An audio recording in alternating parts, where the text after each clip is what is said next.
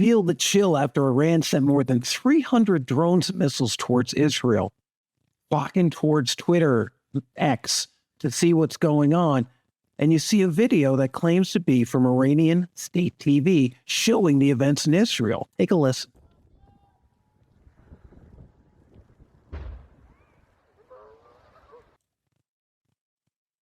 While it's definitely a real video, it's a video from Chile, a fire in Chile from a month earlier. And it allows us to begin fixating on what I'm about to show you, these fake war videos going, why are people it doesn't even matter what the truth is at any point. But behind the scenes, the impact of AI in Israel and in Ukraine barely receives a tweet. The military usage, autonomous drones to logistics, to targeting. AI is in the background, quietly gathering everything together. Now, Iran's recent attacks on Israel brought a different kind of fake video warfare in social, but beyond the misleading fake videos, it's becoming not harder just to believe what you see and hear, of course, from governments to influencers, but the incentives to be able to get 22 million visitors and to be able to use a war and attack on people in Israel or Ukraine or Gaza as a point to actually monetize is another part of the core problem revolving around AI in military usage and the invisible hand of AI behind the scenes. So now we go for another view, another video, and here's this clickbait tweet. Mark this tweet in history. World War III has officially started, and a little police light emoji. Remember, we're using people's lives here, and this video apparently shows what's going on. But again, we got to stop and say, is this real or is this fake again? So we take a look at the source, Matt Wallace, Final Stand, and it shows some of the things that he shares, which often tend to be what most people call conspiracies, and certainly not where you expect to get your leading news in the Iran attack on Israel that went out to 22 million people. See, what Matt did was he found a video that you can see if you're watching on the video channel that I'm showing right now. And it shows all these bullets, tracers going up in the sky. Well, this is an old gaming video somebody did a few years ago to show what it was like in World War II, a simulation. And Matt picked this up, saw the opportunity, put it in front of people, and got the results that he was looking for. Well, in this case, he didn't do anything literally wrong. What's really weird is that we're looking at an example of using people suffering to be able to go to a social algorithm on X, just like on Meta and others, that are sort of trained to really amplify when this sort of negative behavior happens.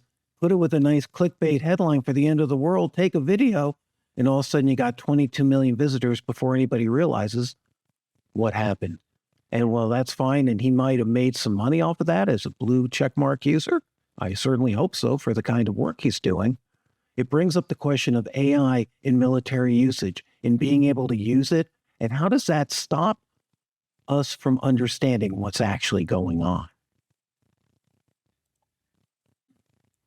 On episode 40 of the AI Optimist, Viral Deception and Real Drones, AI's Impact from Ukraine to Israel.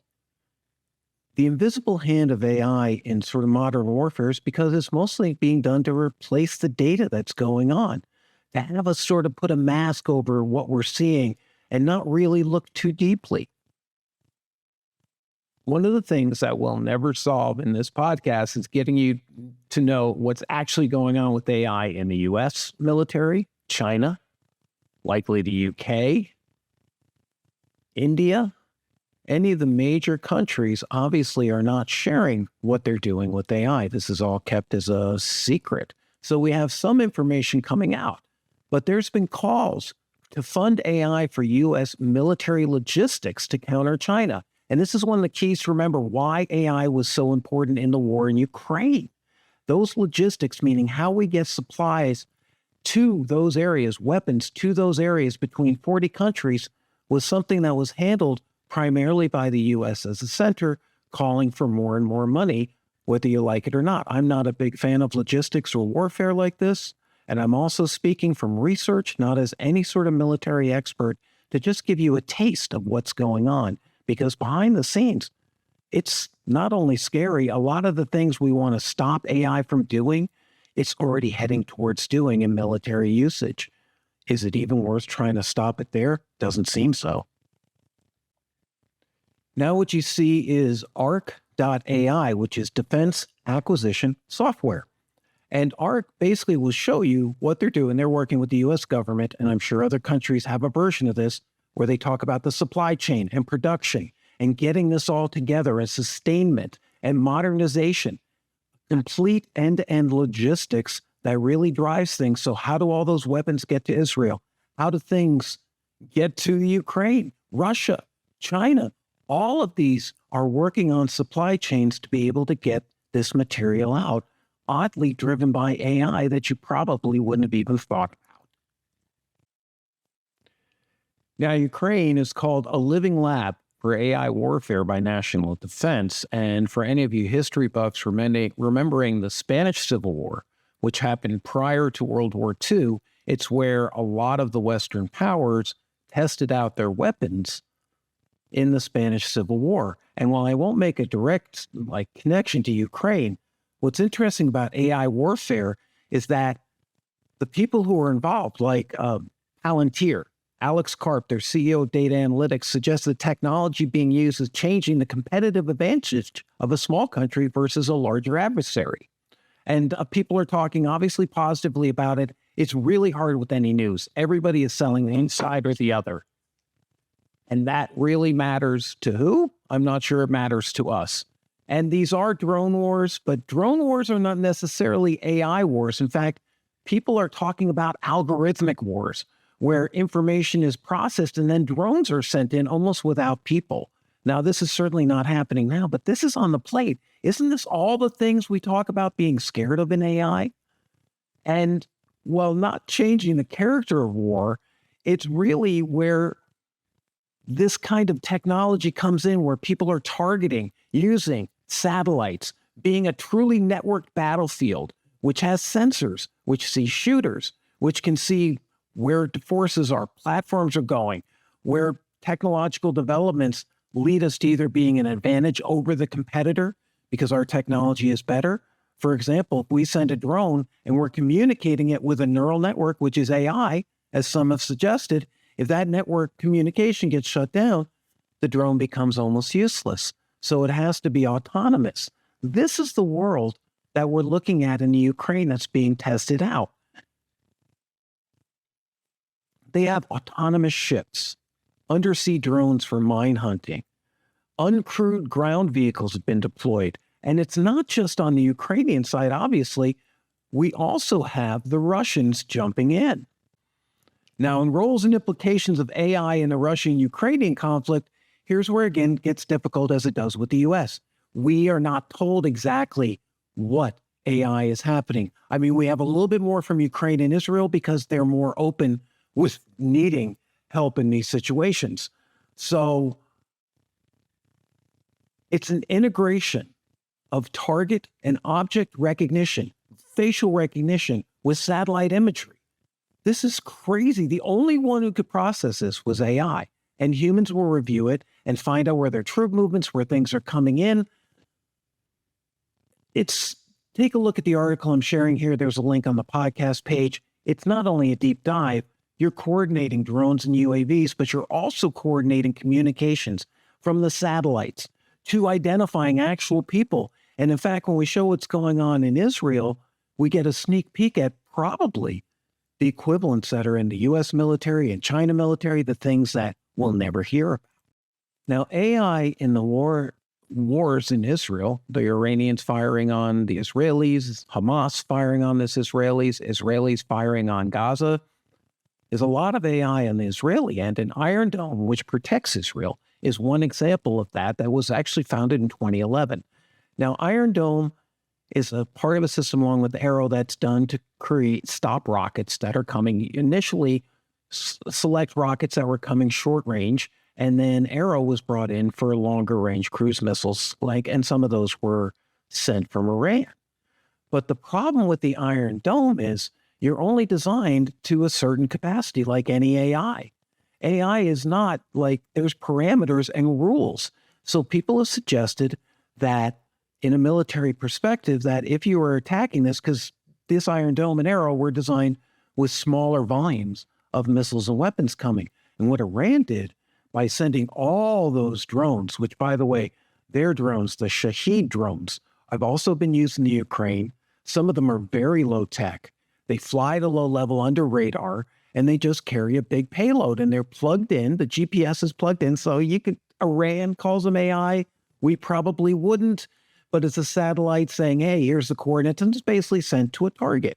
But sending over 300 between missiles and drones really tests the system, which is why the parameters of that AI were not only blown, they simply could not defend against that volume of missiles. And again, through the fog of war, we're never told the truth, but you look at the US, Jordan, and Saudi Arabia, all jumping in to help shoot down various pieces here, along with the Iron Dome, and there seem to be only some hits at the Negev Air Force Base, and according to what we're hearing, only one person was an injured person.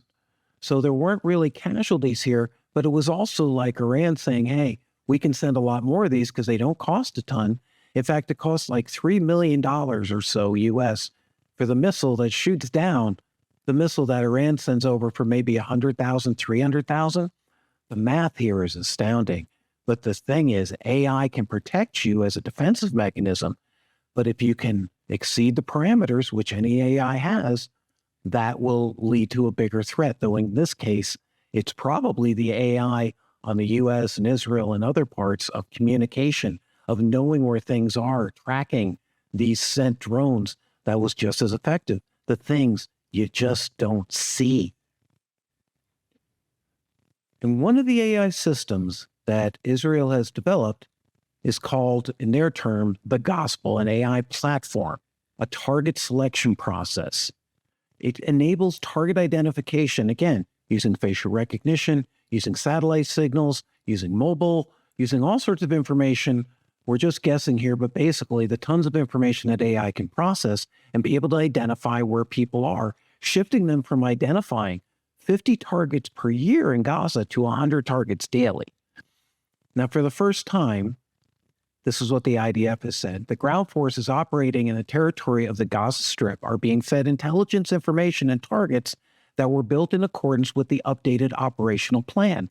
In real time, these targets were transferred to the fire center in the Southern Command, and with the cooperation of the air arm and the sea arm, hundreds of attacks were carried out in an instant.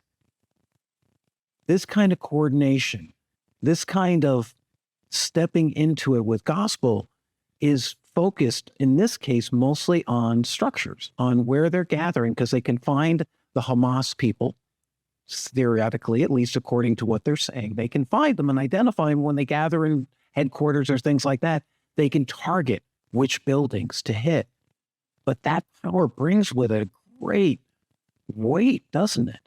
Well, guess what happens next when that weight becomes even a little bit heavier? Why I'm doing this episode in AI and War? Because where it can lead us. And we're seeing rumors of another AI platform called Lavender, an AI machine directing the bombing sprees in Gaza. Now, this is from a sort of controversial publication, so I don't want to get into the sensationalist headlines which are inherent there, but their claims of what is going on from supposed connections inside Israeli military and people in Israel is definitely worth a listen. According to 972, the Israeli army has developed an artificial intelligence-based program known as Lavender, unveiled for the first time. According to 6 Israeli intelligence officers who have all served in the army during the current war in the Gaza Strip and had firsthand involvement with the use of AI to generate targets for assassination, that's their claim, by the way, sidebar, back to it, Lavender has played a central role in the unprecedented bombing of Palestinians, especially during the early stages of the war. In fact, according to the sources, its influence on the military's operation was such that they essentially treated the outputs as if it were a human decision. What this does is actually trace individuals, and they have an ability now between all the sort of sensors we give out with our mobile phones, with our locations, with our cars, with our trucks, with our physical locations, with our Wi-Fi, with satellites, being able to actually spot and recognize things at a much granular level than most of us even expect. Lavender takes it to the next level where they track the Hamas people back to their homes. And this is where it becomes controversial. Did they bomb those homes? Did they not bomb those homes? There's a lot of misinformation, as you saw at the beginning here. But more importantly, where are we going to track people to that level? Now, if you ask in a time of war, it allows them to track and find the Hamas people in the place where they're probably easiest to find, at home. While gospel does really well in structures, this actually takes it to another level, though we'll have to see what the truth is about the actual usage of Lavender, but its ability to track individuals and their movements and where they're going and who they're associated with is the really challenging question, because AI is doing the reviewing, making the decisions, and still has about a 10% error rate. That's a deep one, isn't it? But I want you to know a little bit about AI, and don't get so caught up in these social media battles over fake videos, which are really bad. But taking a look at this little robot, remember something. It's a robot. It is being controlled by AI, but in military usage, there's really no stopping all the things that we're most afraid of. And that's what I'd like to suggest for you today. Think about it. Don't just get focused on what's happening. And we have got to find a way. Even when I ask ChatGPT, all it says is we need to create world conferences and meetings and basically United Nations, none of which seem to do anything. And what's really funny is while AI is upping it, the nuclear threat, Israel has nukes. China is supposedly going to get tremendously more nukes, rumors. Japan is looking to get a lot more weaponized. Russia's looking towards thousands more nukes again and not breaking the treaties, but not renewing the treaties we have. This is so important to consider. And this is where AI gets real. AI, the hidden part of warfare that we don't really see or understand, but is coming in the ways that we're all afraid of. And this is my one moment as an AI pessimist saying, this does not lead anywhere good. Let's stop it if we can.